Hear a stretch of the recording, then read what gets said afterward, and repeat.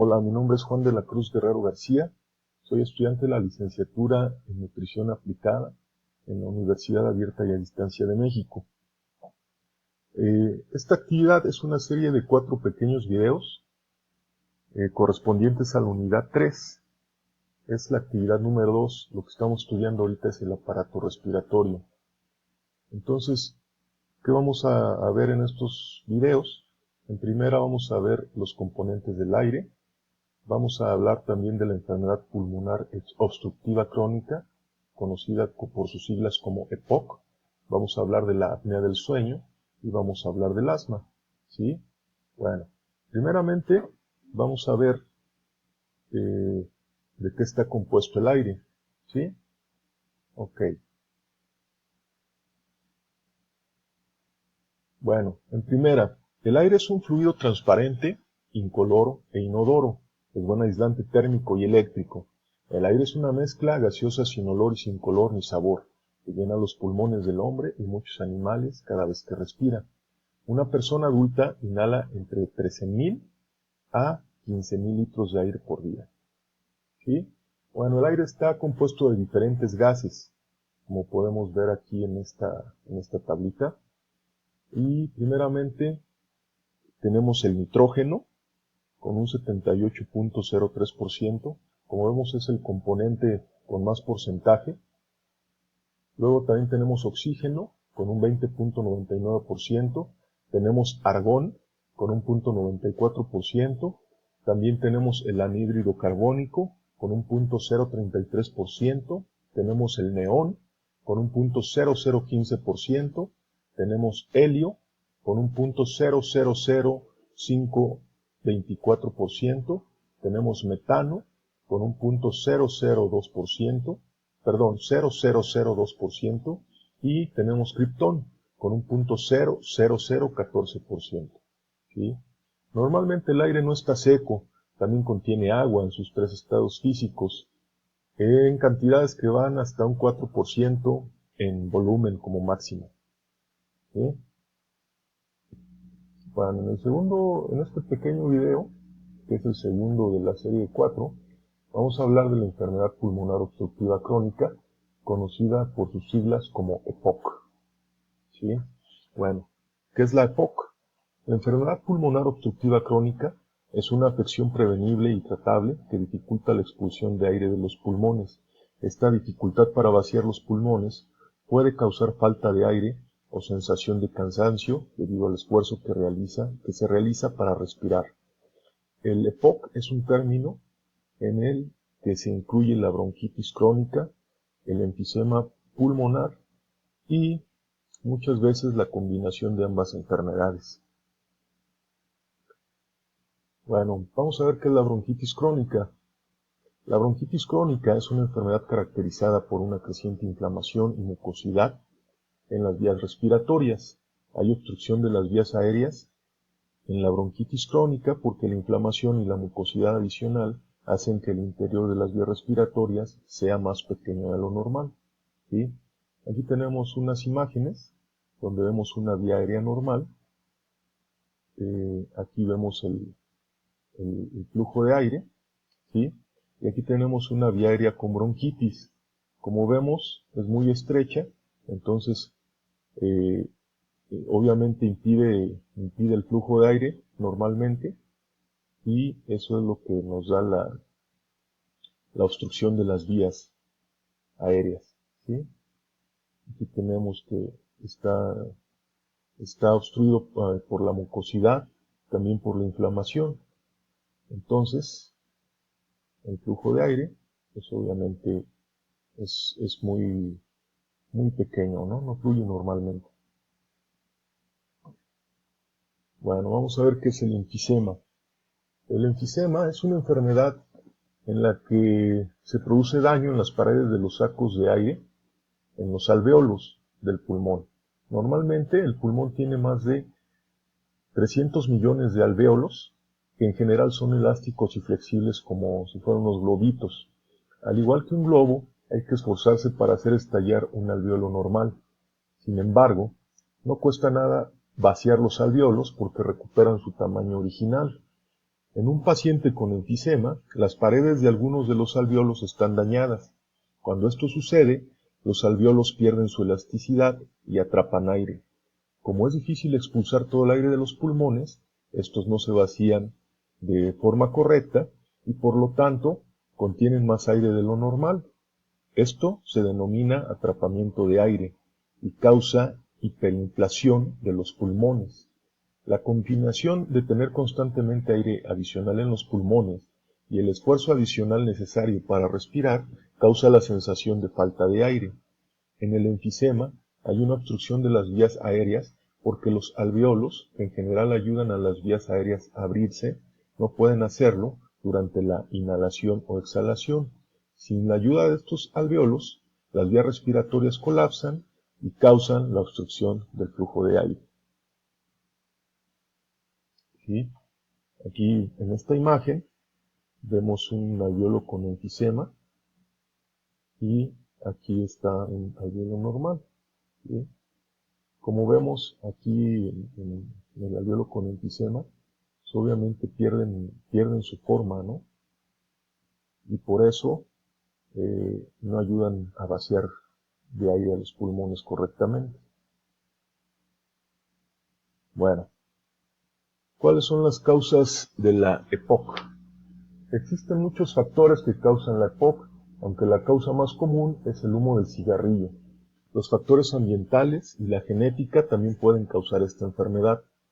Por ejemplo, la exposición prolongada a ciertos polvos en el trabajo, químicos y aire contaminado en ambientes cerrados y abiertos pueden contribuir a la EPOC. No está clara la razón por la que algunos fumadores nunca la padecen y algunas personas que nunca fumaron sí. Es probable que los factores hereditarios influyan en quien desarrolla la EPOC. Bueno, seguimos. Ya vamos a hablar de la apnea del sueño. ¿Sí? ¿Qué es la apnea del sueño? Bueno, la apnea del sueño es un trastorno común en donde la respiración se interrumpe o se hace muy superficial. Estas interrupciones pueden durar desde unos pocos segundos a minutos y pueden ocurrir más de 30 veces por hora. ¿Sí? El tipo más común es la apnea obstructiva del sueño. Esta causa un colapso en las vías respiratorias o una obstrucción de ellas durante el sueño. Luego, la respiración vuelve con un ronquido o resoplido. La gente que padece de apnea suele roncar muy fuerte. De todos modos, no todas las personas que roncan tienen apnea. Las personas que tienen más riesgo de apnea son hombres, personas que tienen sobrepeso, historia familiar o pequeñas vías respiratorias. Los niños con amígdalas y adenoides hinchadas también pueden sufrir de apnea. Se habla de dos causas principales responsables de la apnea del sueño. La primera es la apnea obstructiva del sueño, que se da en más del 90% de los casos y en la cual se produce una relajación de los músculos de la faringe durante el sueño y las vías respiratorias se obstruyen. Al obstruirse las vías, se produce una falta de aporte de oxígeno y un aumento del dióxido de carbono, mientras que la frecuencia cardíaca considerablemente. El aumento de dióxido de carbono en el cerebro produce un aumento de la actividad respiratoria y, por lo tanto, se produce hiperventilación y la apertura de las vías respiratorias al mismo tiempo que se acelera la frecuencia cardíaca. El sobrepeso y los pólipos nasales, unas amígdalas de gran tamaño y dormir boca arriba contribuyen a la apnea del sueño. También favorece la enfermedad una mandíbula caída durante las horas de sueño. En menos del 10% de los casos no se presenta obstrucción de las vías respiratorias, sino lo que se conoce como apnea central del sueño. En estos casos, los músculos de la respiración fallan temporalmente debido a un problema de la estimulación de los receptores. También en las enfermedades pulmonares crónicas se puede dar una apnea del sueño conocida como hipoventilación alveolar secundaria. En este caso, la falta de oxígeno crónica se produce en los alveolos. ¿Sí? Aquí tenemos una gráfica de la apnea obstructiva y nos dice que durante el sueño los músculos de la faringe se relajan. En segundo lugar, el músculo relajado cae y obstruye el canal por donde pasa el aire. ¿Sí? Aquí lo tenemos. ¿Qué es lo que causa qué es lo que hace que se dificulte la respiración, la entrada de aire? Número 3, al llegar menos aire a los pulmones, se produce una desoxigenación sanguínea y cerebral. ¿Sí? Aquí tenemos también las principales causas, que es el sobrepeso, dormir boca arriba, cenar comidas pesadas, tomar café o alcohol antes de ir a dormir y fumar. Los síntomas son ronquidos intensos, jadeos o ahogos al dormir, pausas sucesivas en la respiración durante el sueño, despertares bruscos, cansancio y somnolencia diurnos. En casos de apnea grave y prolongada, puede producir cefalias. Bueno, en este último pequeño video vamos a hablar de lo que es el asma. ¿Sí? Bueno, ¿qué es el asma? Es una enfermedad que provoca que las vías respiratorias se inflamen y se estrechen. Esto hace que se presenten sibilancias, dificultad para respirar y opresión en el pecho y tos. ¿Sí? Aquí tenemos unos bronquios normales y un bronquio asmático. Como vemos, está obstruido por la inflamación y también por la mucosidad, y eso lo que produce es dificultad para respirar. ¿Sí? ¿Cuáles son las causas del asma? Bueno, primero, el asma es causada por una inflamación de las vías respiratorias. Cuando se presenta un ataque de asma, los músculos que rodean las vías respiratorias se tensionan y su revestimiento se inflama. Esto reduce la cantidad de aire que puede pasar por ellas.